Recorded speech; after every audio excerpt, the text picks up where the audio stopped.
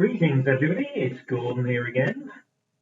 This recording is perhaps a little bit different from many of my others, and this is aimed primarily at people who actually deliver training courses.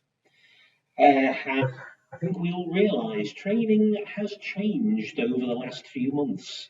Most people involved in training are used to delivering face-to-face in classrooms, lecture theatres, and with lockdown and people not wanting to get together or not able to get together in large groups, online training has become the norm. Now, it may well be that we do revert to classrooms, but my guess would be that this has merely accelerated a process that had already started, and that's a shift in learning style from people going into a classroom environment to having the same sort of experience but learning online. Now, I was quite lucky when the sort of lockdown and the shift in learning happened because I've been teaching live online for best part of 8-9 years now. It's a bit odd, you'd have thought I'd have got good at it by now, but anyway, not to worry. But the sort of impetus for doing this recording was actually colleagues working in the university sector who just said, look, a lot of us are struggling. Can you give us a few quick do's and don'ts? So I thought I'd share a few ideas. So first one, don't be scared. It's not that different from teaching face-to-face. There are more similarities than there are differences. So there's no reason why things should go wrong. However, the first barrier that people have to get over is the technology. So different organizations will use different technologies, WebEx, Zoom, Adobe, meetings, Google Meetings. They're all actually quite similar. But discover which your organization is going to use, get practice sessions set up, and actually practice several times before you actually go live on students. Then at least the technology shouldn't be that big a problem to you. The webcam is your friend. Use it. I'm using just a built-in one in my laptop. In many occasions, it's better to have a separate webcam set up somewhere. Students have told me over the years that if you teach and you look at the webcam, students somehow feel that you're looking at them and you can see them. Now, they're not that stupid. They know you can't actually see them. However, psychologically, something in their brain is saying that you might be able to. And that therefore encourages them to keep attention and keep concentrating on the session. And this is the biggest threat you've got teaching online, is how to keep the students there and concentrated. So using the webcam and teaching into the webcam is a big plus. However, do make sure that there is nothing distracting in the background. So don't forget the background, and you prepare this in advance. Now, I am aware that there is a slightly distracting background behind me, but I had a look at that and I thought, can I live with that? I thought, yeah, it's not too bad. It'll do. But I made that as a conscious decision.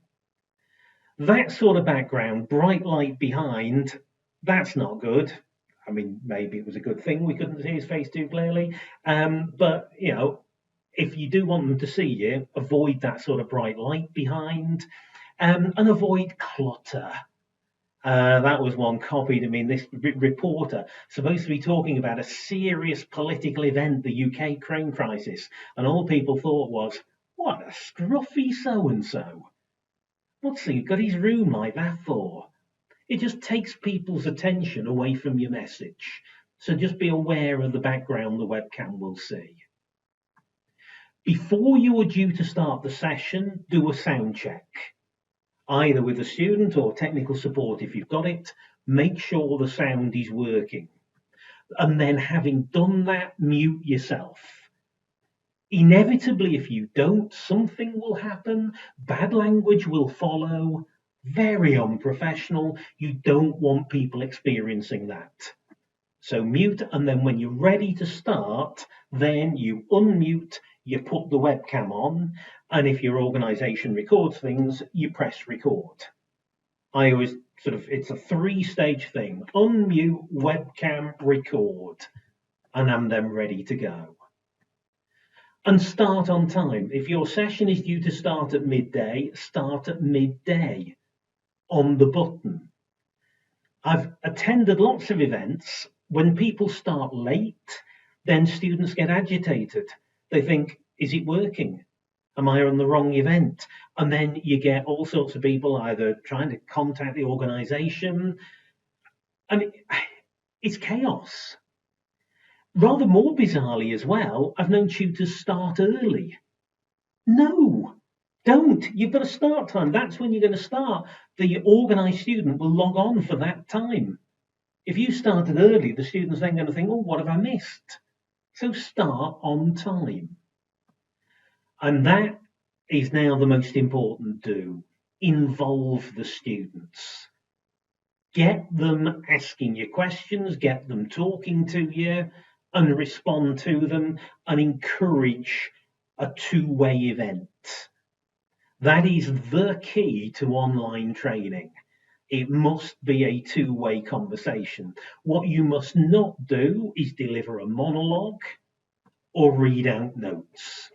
That is deadly and it must be avoided. Vary your tone, because if you're there in person, you can create interest by movement, acting, you could do all sorts of things. When you're online, you've got much less scope for entertaining. So your voice has got to do it for you. Your voice is your basic tool that you've got. So use it with a bit of variety. Use the students' names. Again, it depends how many students you've got. If you've got 200 students on there, you're not going to name check all of them. But if a student asks the question, acknowledge the question and use the student's name. It keeps them interested. It keeps them involved. It makes them more likely to ask something else. And that then leads to a question I've often asked when I've done live online training. What's the biggest difference between a classroom and teaching live online? Well, it's that if you're teaching in a classroom and you go in and it's empty, you'll know. You should. If you're online, if everybody's done one, you don't immediately know. The only way you know is because you ask them questions and nobody's talking back at you. And if nobody's talking back, they've gone. And that obviously is what you have to avoid. And then finally, don't feel that you've got to go on too long. I may have already done that in this recording. However, I've listened to many online sessions where the lecturer, the tutor has had the view that the more they talk of the student, the more they'll learn. Untrue. It's not true in a classroom. It's even less true online. So keep the session shorter, punchier. Don't feel you've got to go on all day. It's just completely counterproductive. The students just end up like that. So there you go. There's my do's and don'ts. Bear those in mind and you will have happy and productive online learning sessions.